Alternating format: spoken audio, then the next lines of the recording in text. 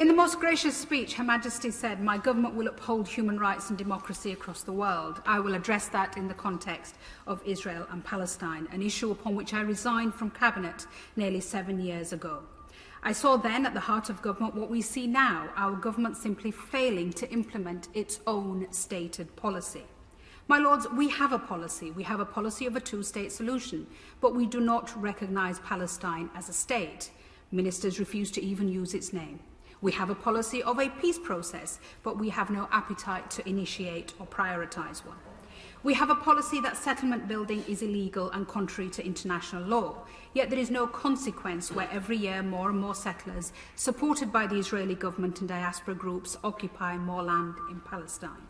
We do nothing to deter Israel from expanding settlements, forced evictions and home demolitions. This is ethnic cleansing and is denying the reality of the state of Palestine to even exist. Our policy is that East Jerusalem is an integral part of a future Palestinian state, and yet we do nothing as extremists barge into homes terrorising Palestinian families who've lived there for generations. Our policy is to defend human rights, but no action follows as hundreds of Palestinian children every year are arrested, mistreated and incarcerated. Our policy is supporting international accountability and funding the International Criminal Court, but we oppose the ICC's investigation into war crimes in Palestine. Each time, my Lords, we fail to implement our own policy, we send out the message to an ever-extremist right-wing Israeli government that there will be no cost or consequences for its treatment of the Palestinians. This total impunity is feeding Israel's prolific rise in far-right extremism, leaving a society fighting for its very soul.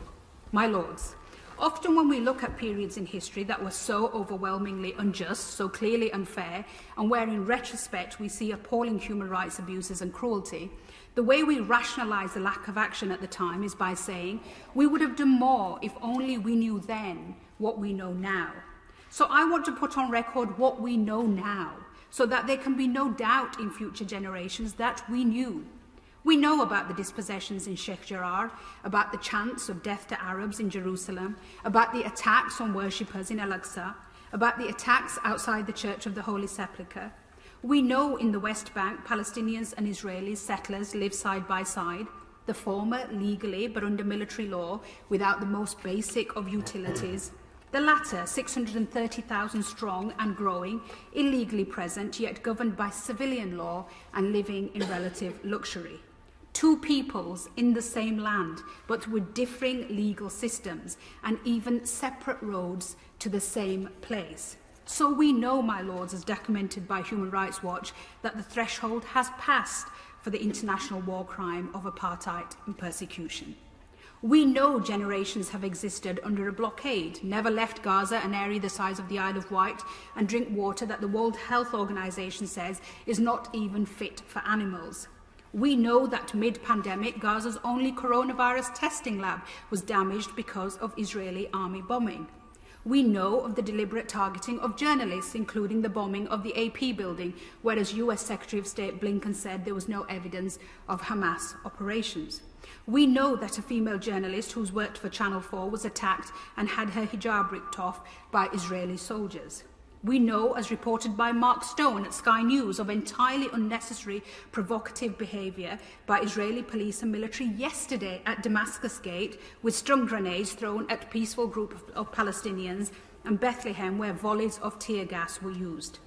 We know from Amnesty International of the rising death toll in Gaza, entire families wiped out in attacks that will be tried as war crimes. We know from the UN the mounting destruction by Israeli strikes on homes, hospitals, libraries and charities. And we know about the incitement of hatred on official Israeli government platforms only this week on Twitter, posting verses from the Quran over a photo of bombs dropping on Gaza in an offensive attempt to argue that Palestinian destruction was ordained in Islam. And we know over the past week Israeli soldiers have shot dead 3 more Palestinian children in the West Bank. And we know, my Lords, that there will be zero accountability for this appalling violence. And our silence in the face of this makes our position, as I said when I resigned in 2014, morally indefensible. So I ask the government to acknowledge that you know, we all know, And in conclusion, I urge the government to stop responding to narrow political interests and listen to the Israelis and Palestinians who stand together to call for an end to occupation, to Israeli Jewish human rights organisations such as B'Tselem, and to the ex-Israeli soldiers of Breaking the Silence who, in the face of horrendous abuse, continue to speak the truth and point out how there is no military solution. I urge noble lords across the House to win the BAFTA-winning film The Present by Farah Nablusi, which in 20 minutes of heartbreaking storytelling lays bare the daily aggression of occupation and checkpoints. And I ask my noble friends, what can they say today from that dispatch box to Palestinians who want occupation to end?